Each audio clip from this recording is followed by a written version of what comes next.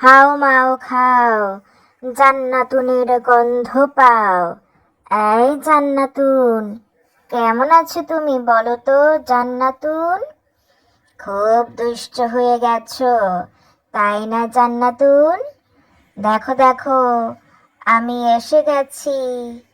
আমার নামটা কি জানো তুমি জান্নাতুন?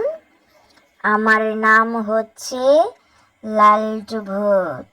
দুষ্ট দুষ্ট বাবুদের ধরে ধরে খাওয়া আমার কাজ। তুমি তো অনেক দুষ্ট হয়ে গেছো, তাই না জান্নাতুন?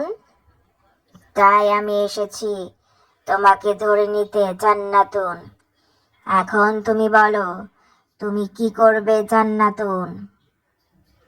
আমি জানি তোমার বাবা মা তোমাকে খুব বকা দিয়েছে, তাই না জান্নাতুন?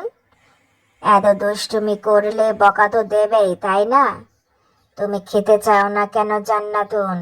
তুমি জানো না ছোট বাবুদের বেশি বেশি খেতে হয়? বেশি বেশি না খেলে তাদের গায়ে কোনো বল হয় না, শক্তি হয় না।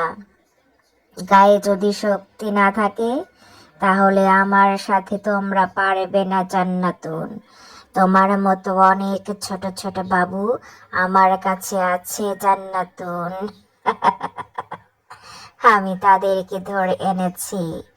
আমার যখন ক্ষুধা লাগবে আমি চুপ চুপ করে ধরে খেয়ে ফেলবো জান্নাতুন। শেষবারের মতো বলছি জান্নাতুন, তোমাকে এরপরে আমি আর সাবধান করব না জান্নাতুন। আজকেই শুধু তোমাকে আমি সাবধান করে দিচ্ছি জান্নাতুন। ভালো হয়ে যাও।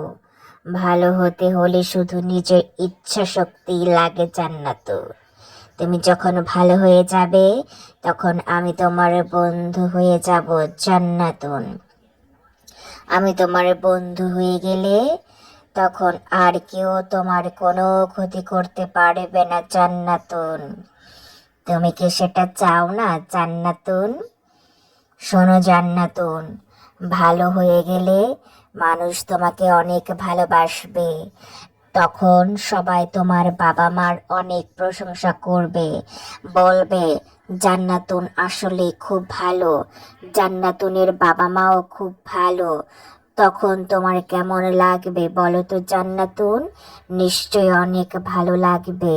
তাই বলছি আজকে থেকে ভালো লক্ষ্মী বাবু হয়ে যাও, বাবা মার সব কথা শুনবে। ঠিক আছে জান্নাতুন?